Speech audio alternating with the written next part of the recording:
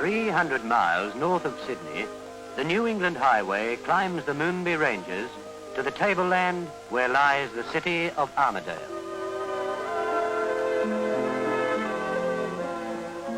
Some of Australia's first settlers, reaching these slopes as homesick travellers, felt the cool, fresh breezes of these highlands and called the place New England.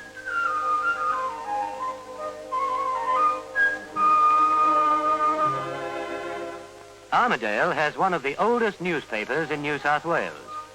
The Armidale Express has grown with the town. Reflecting the day-to-day life of the community, the newspaper is a living link with the past.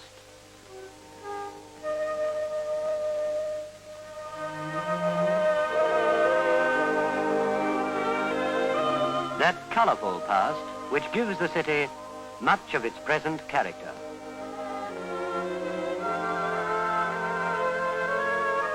In the main, it's a modern city,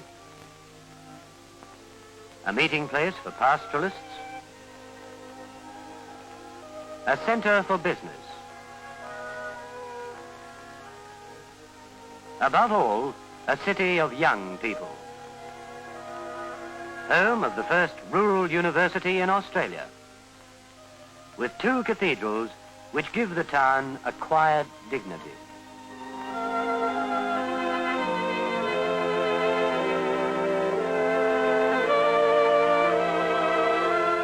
Armidale, as a country city, knows that its prosperity comes from the land.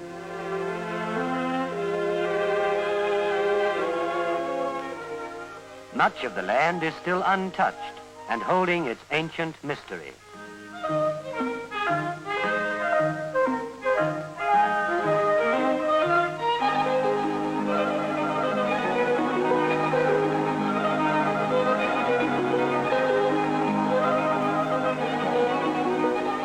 But some of its hills look out upon land that is now highly developed pasture.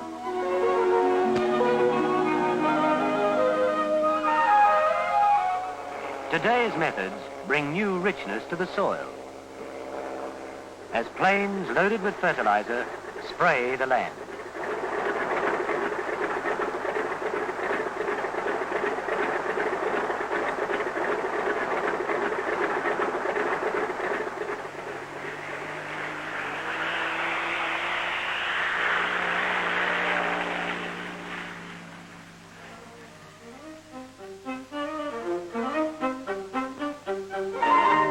Native grasses give way to clovers and new species.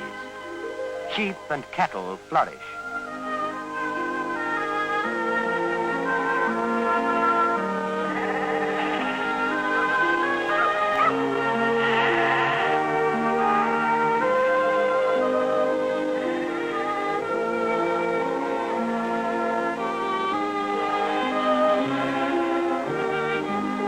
Through this country of rich grass and full watercourses, the mobs move in slowly on their way to the town.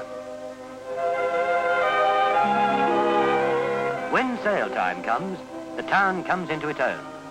The buyers, the auctioneers are ready. The yard rails are lined with spectators. You can see the mayor and the local member of state parliament talking to the editor of the newspaper. It is the town's business to know a good beast from a poor one. The land is the town's life. The land with its rhythms of grazing and ploughing, sowing and harvesting. Today, the countryman uses new techniques, keenly trying new experiments. The townsmen understand this new knowledge and talk about what it means.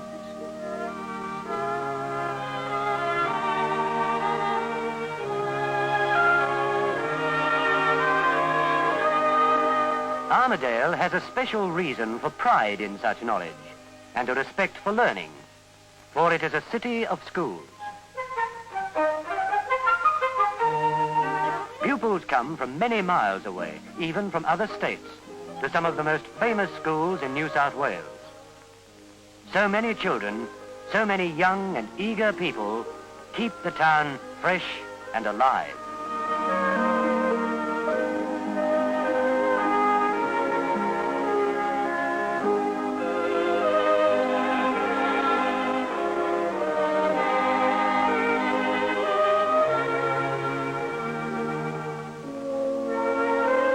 Crowning the town's chief hill stands the Teachers' College, from which trained men and women go out all over the state.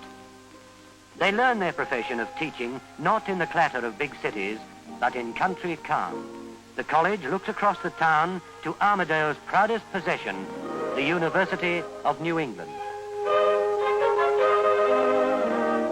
The men of vision who worked for its establishment can today see new buildings taking their place beside the old pastoral homestead, which was the nucleus of this rural university.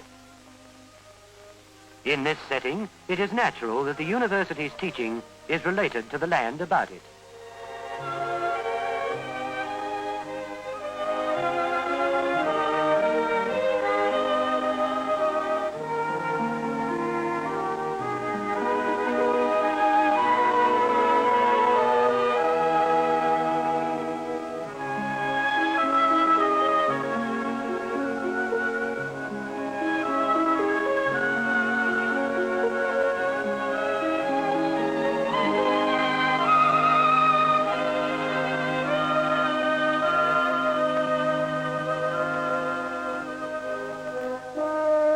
A proud moment for Australia's youngest university was the induction of her first Chancellor.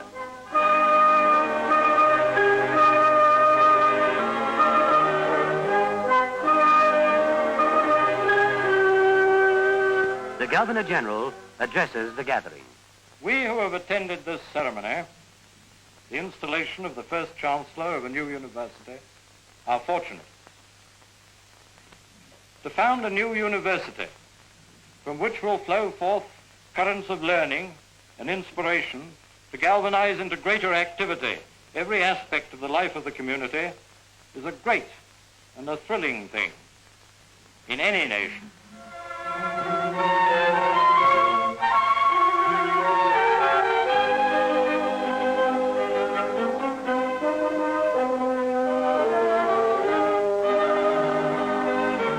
It has been said, for knowledge go to the cities, for wisdom go to the land. Armidale's aim is to give both knowledge and wisdom to its students, and thus to the world.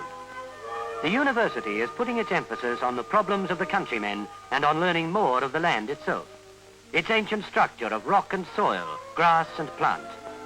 For the land is the people, and the people the land.